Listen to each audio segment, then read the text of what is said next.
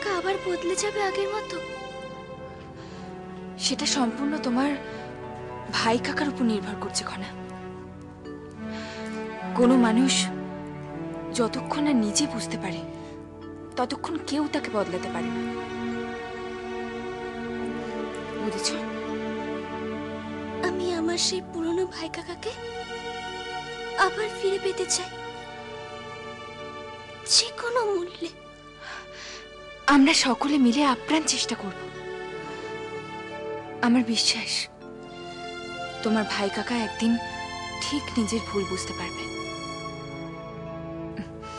আর আমাদের সকলের প্রচেষ্টা তাকে একজন ভালো মানুষ হয়ে উঠতে সাহায্য করবে। এখন নিজেকে শক্ত করো, বুঝেছ? তুমি তো ব্রাহ্মণের ছেলে মিহির, সাহসিকতা তোমার স্বভাব বিরুদ্ধ।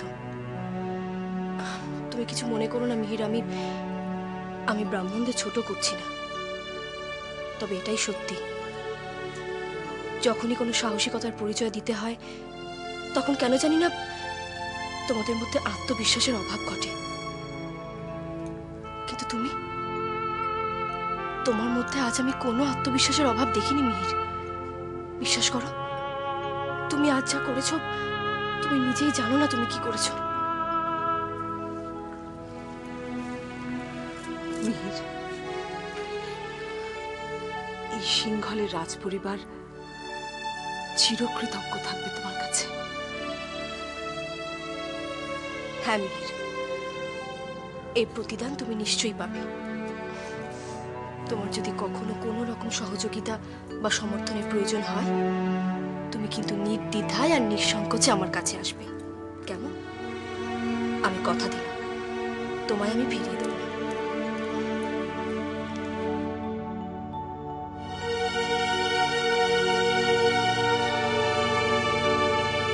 আপনি আমাকে যা খুশি তাই বলতে পারেন, কিন্তু আমি কিচ্ছু করতে পারবো না। আমায় ক্ষমা করবেন। জয়দ্রথ, ওই ভাই ছাড়া আমার আর কেউ নেই। ওই আমার বেঁচে থাকার একমাত্র অবলম্বন। তাকে তোমরা এভাবে বন্দি করে রেখো না। আমি সবটা বুঝতে পারছি রাজৌদি, কিন্তু আমার কিচ্ছু করার নেই। ক্ষমা করবেন রাজৌদি, খনা কিন্তু কখনো কারোর সাথে শত্রুতা করে না, আর যারা খনাকে শত্রু ভাবে বুঝতে হবে তারাই কোনো না কোনো ভাবে দায়ী। কারণ খনা সবসময় ন্যায়ের পথে চলে, সত্যকে সমর্থন করে। জয়দ্রথ, আপনি রেগে গেলেও সত্যিটা কিন্তু বদলে যাবে না রাজু। তার থেকে ভালো আপনি যদি সত্যিটা স্বীকার করে নেন, পরিস্থিতির সাথে নিজেকে মানিয়ে নেন। ঠিক আছে তো? কি হয়েছে? এরা কি খুব অত্যাচার করছে তোমার উপর? তাহলে লড়াই করতে গিয়ে খুব যন্ত্রণা হচ্ছে।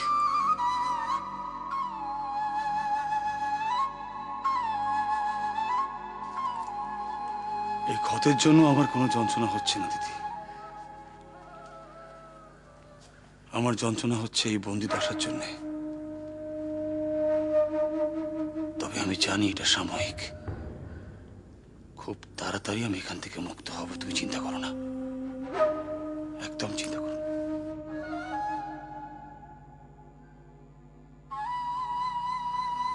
বললাম তো চিন্তা করো না। আমি দায়ী তোমার এই অবস্থার জন্য, শুধুমাত্র আমি দায়ী।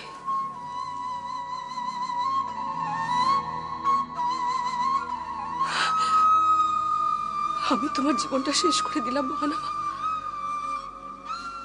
এই শাস্তি তো তোমার নয়, এই শাস্তি আমার প্রাপ্য।